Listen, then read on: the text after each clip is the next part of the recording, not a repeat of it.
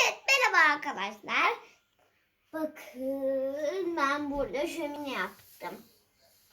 Tarifi biraz zor ama yine de yapabilirsiniz. Birkaç dakikanızı alacak ama olsun, yine de güzel olacak. İlk önce böyle bir kap alıyorsunuz ama herhangi bir kap böyle. Ben bunu seçtim. Başka kaplarım da vardı ama ben bunu seçtim.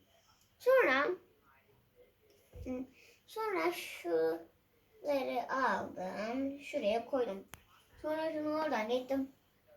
Aldım. İpi geçirdim. Bağladım. Sonra bunu koydum. Üstüne şunu koydum.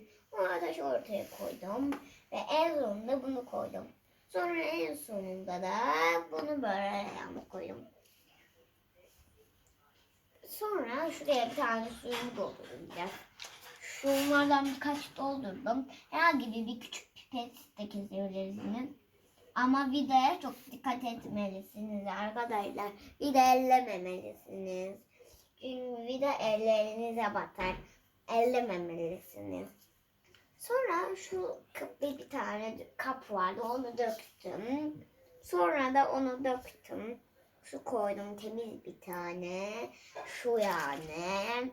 O Leyla niye onu o kolonyayı koydun demeyin. O şu kadar kalmıştı. Bizden o kolonyayı dökmüştük ve içine su doldurmuştuk. Sonra aldım bunu.